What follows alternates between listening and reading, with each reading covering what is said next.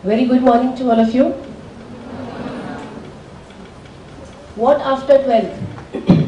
ये सवाल मैं आपसे नहीं पूछूंगी, इसीलिए नहीं पूछूंगी क्योंकि मुझे पता है कि जिस समय आप क्लास 10th में पहुंचते हो तब से लेकर आज तक आपसे जो कोई मिलता है वो यही सवाल पूछता है, What after 12th?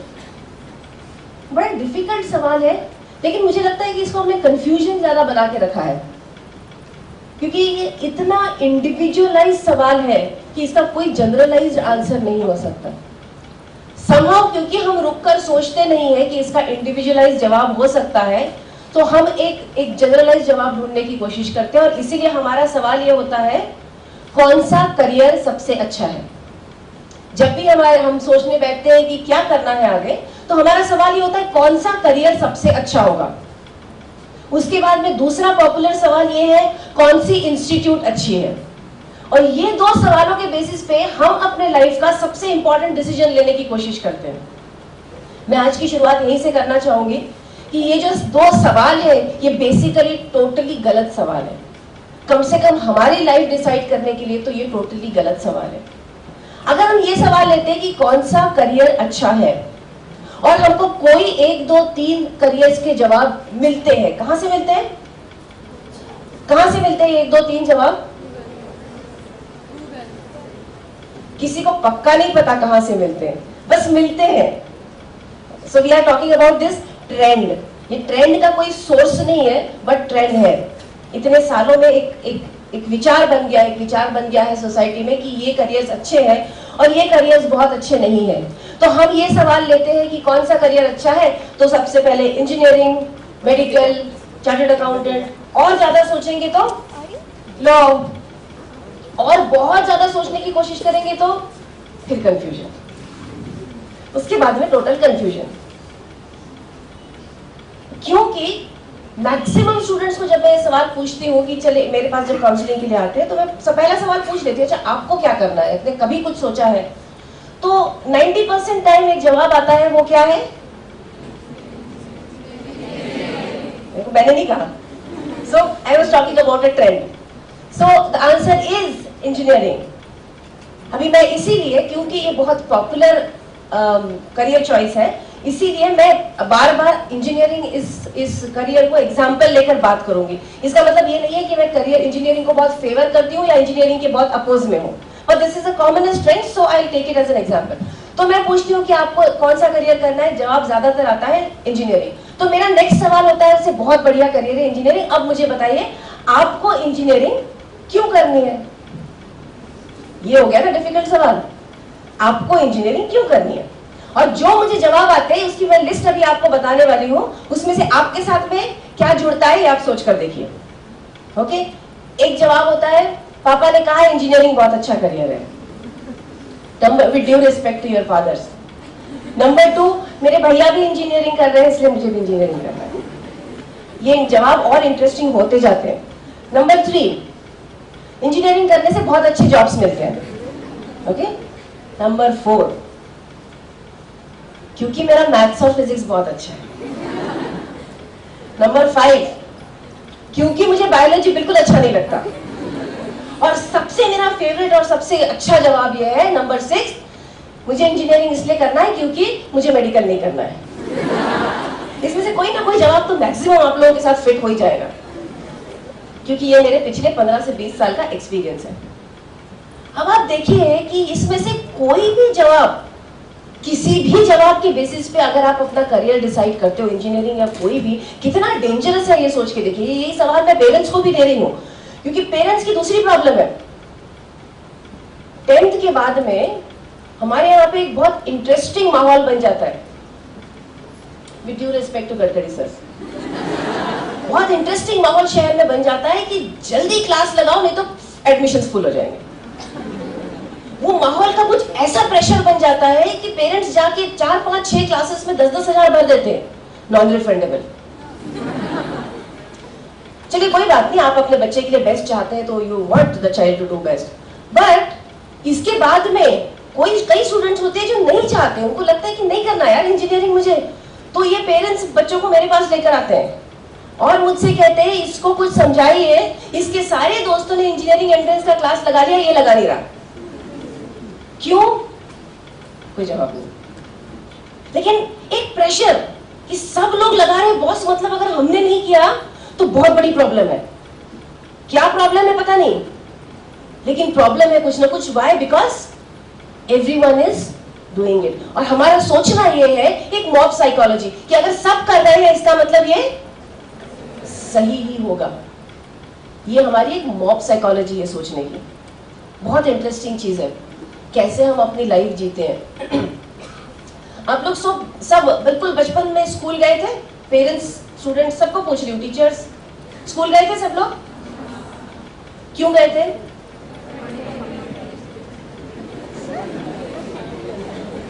झूठ मत बोलो प्लीज। क्यों गए थे स्कूल? मस्ती करने के लिए। और सब जाते हैं इसीलिए ताली बजा दो यार। सब जाते हैं इसीलिए स्कूल गए थे। किसी ने रुक के बचपन में सोचा नहीं था मैं ना बहुत पढ़ूंगा बड़ा होके इसलिए स्कूल जा रहा हूं, तो स्कूल गए। और सब क्यों जाते हैं? क्योंकि पेरेंट्स भेजते हैं। मुझे तो 100% गारंटी है कि अगर पेरेंट्स कंपलसरी ना करे तो 70 से 80% तो जाए ही ना स्कूल, लेकिन जाते हैं। अच्छा है, thanks to the parents. Parents क्यों भेजते हैं इसकी भी बहुत मजेदार बात है। तो सब बच्चे जाते हैं यार, और कमाल है हमारा बच्चा नहीं जाएगा। पहले 5-6 साल की उम्र तक ऐसा होता था कि बच्चों को स्कूल भेजो स्कूल भेजो। अब 1.5 साल की उम्र में स्कूल भेजते, 1.5 ईयर्स। 1.5 ईयर्स की एज में जो बच्चा स्कूल जाने के लिए रोता है, या जिन पेरेंट्स को उनके घर के ग्रैंड पेरेंट्स मना करते हैं कि इतने जल्दी मत भेजो, वो मेरे पास आके डिस्कस करते हैं। इतनी इंपॉर्टेंट बात है मैम, अब देखिए अभी स्कूल नहीं जाएगा बच्चा तो कैसा होगा। आई डोंट नो 1.5 साल की उम्र में स्कूल जाके क्या उसकी लाइफ में फर्क पड़ जाता है। मतलब खुशी से जाना चाहते तो अच्छी बात है, खेलते हैं बच्चे वहां जाकर, लेकिन कुछ बच्चे नहीं जाना चाहते, लेकिन उनको जबरदस्ती धक्का मार मार के भेजा जाता।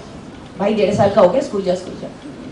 तो ऐसे हमारी लाइफ की शुरुआत होती है, क्योंकि सब यही करते हैं तो हम नहीं करना, कोई अर्जा नहीं। फिर धीरे धीरे आगे जाते जाते जाते आप ऐसे ही जाते रहे। स्कूल में 10th का समय आ गया, आपको बोर्ड की एग्जाम देनी थी। आप बोर्ड की एग्जाम देने गए, क्यों गए? देखो, रुक के सोचा नहीं कि मैं बोर्ड की एग्जाम क्यों दे रहा हूं, because there is no need to think, this is how things happen, so we go ahead. वो हो गया 12th की एग्जाम, वही। चलो 12th हो जाओगे, नेक्स्ट ग्रेजुएशन। ग्रेजुएशन क्यों? अभी आपके पास मौका है, रुक के एक बार सोचना जरूर, मैं क्यों ग्रेजुएशन। लेकिन ग्रेजुएशन जनरली सब करते हैं, यही ट्रेंड है, यही करना चाहिए, इस वजह से करना। और मैं ये पर्टिकुलर ग्रेजुएशन करके इस तरह से अपनी लाइफ के लिए ये प्लानिंग कर रहा हूं, ये सोचना, दोनों में बहुत फर्क है। उस समय भी 12th होने के बाद भी हमारा कंसर्न मेन ये होता है, हमारा कंसर्न मेन होता है अभी कहां एडमिशन लेनी है, क्योंकि सब लोग कॉलेज में एडमिशन लेते हैं, इसलिए हम कॉलेज में एडमिशन लेते हैं। चलिए आपने कॉलेज में एडमिशन ले लिया, आपने ग्रेजुएशन कर लिया, जिसको बहुत शौक है वो पोस्ट ग्रेजुएशन भी करेगा।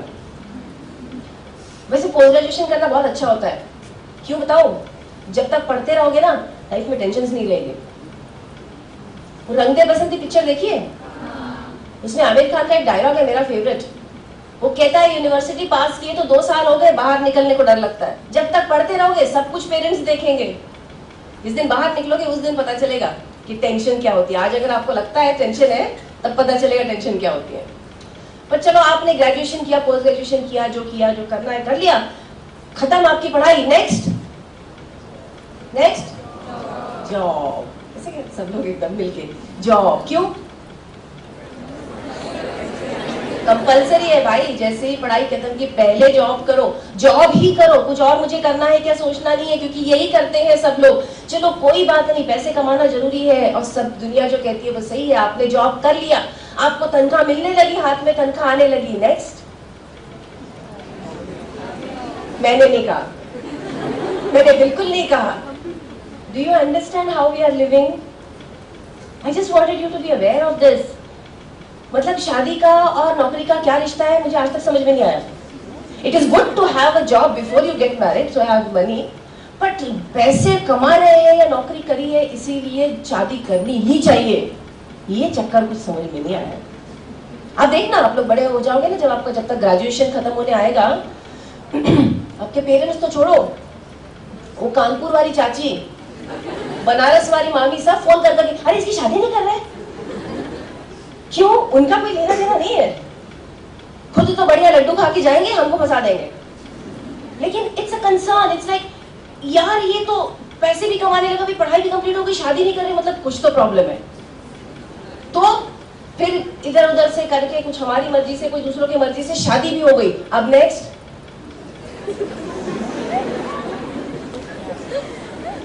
है ना मजेदार बात, मैंने तो कुछ भी नहीं बोला, लेकिन दिमाग कैसे चलता है।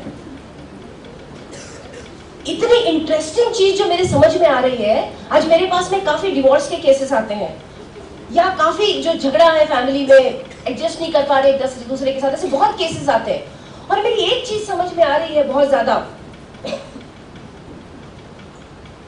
हमारे यहाँ कैसा ट्रेंड है कि आप पढ़ोगे बहुत, इंजीनियर हो जाओगे, चलो यार ये इंजीनियर हो गया इसकी शादी कर दो, ये एमबीए हो गया आप शादी दो। एमबीए में, इंजीनियरिंग में, मेडिकल साइंस में आपको शादी में कैसे मैनेजमेंट करना ये सिखाया जाता है क्या? कहीं बात नहीं होती, लेकिन वो that seems to be a qualification to get married. क्यों? क्योंकि ऐसा ही होता है, क्योंकि ऐसा ही होता है। और फिर if you are not ready for marriage, if you do not understand anything about relationship management, you are in a mess. उसके बाद में हम बच्चा भी ले आते हैं। इंटरेस्टिंग बात, पेरेंट्स के लिए खास करके हम बच्चों को बड़े बड़े इंस्टीट्यूट्स में भेजते हैं, बहुत सारा पैसा खर्चा करते हैं, बड़े एजुकेशन के लिए भेजते हैं, लेकिन उनसे कभी रिलेशनशिप मैनेजमेंट या child management, child development, emotion management के ऊपर एक शब्द की बात नहीं करते।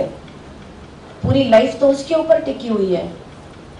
एजुकेशन, पैसा, कमाई एक जगह है, but everywhere it's about relationship management.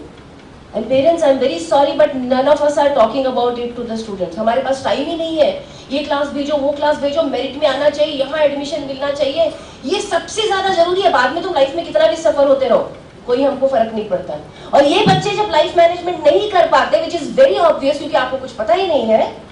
Parents, अगर हम ये सोचते हैं कि हमको किसने सिखाया था, हमको दुनिया ने सिखाया था, क्योंकि हम जॉइंट फैमिलीज में रहते थे, हम रिश्तों का आदान प्रदान देखा करते थे, हम इमोशन मैनेजमेंट देखा करते थे, हम कॉम्प्रोमाइज सीखा था हमने हमारे लाइफ में, हमने एडजस्टमेंट हमारे खून में हमको दिया गया था बचपन से। इस जनरेशन को हमने इसमें से कुछ भी नहीं दिया हुआ है। So how they are going to learn it naturally? They are going to suffer. और जिस दिन वो सफर होंगे उस दिन बैठ के हम पेरेंट्स ही बात करते हैं, क्या नहीं किया इसके लिए हमने। मेरा सवाल ये है, क्या किया? My question is what have you done?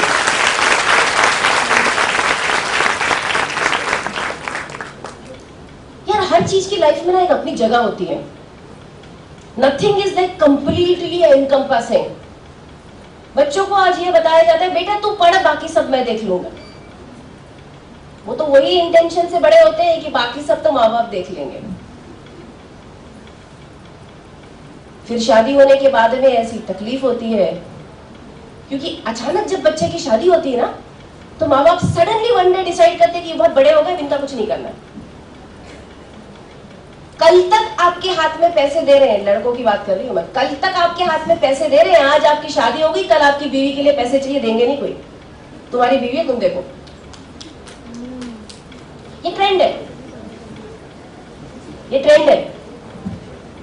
My focus is on, इसीलिए मैंने कहा कि I will not talk only about careers. Careers has to come with life, it's a part of life. So we need to talk about career and life management, both the things go hand in hand. आपकी पढ़ाई आज से 5-6 साल के अंदर खत्म हो जाएगी, बचे हुए 60 साल आपको जिंदगी के साथ बिताने हैं।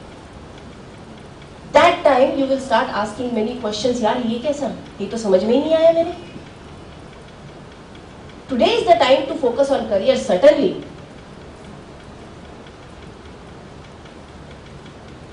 लेकिन मुझे एक बात पता है, मतलब ऐसा नहीं कि मैं अचानक इतनी बड़ी हो गई हूँ, सारे स्टूडेंट स्टेज में से गई हूँ, तो मुझे पता है 24 घंटा कोई नहीं पढ़ता है। मैं तो मेडिकल कॉलेज में भी पढ़ी हुई हूँ और कभी फेल नहीं हुई। फिर भी 24 घंटा नहीं पढ़ाई की थी। Your life is tough certainly, मैं मानती हूँ कि आप एक क्लास से आए, दूसरे क्लास में गए, घर गए, and then you have so much of an homework to do, certainly.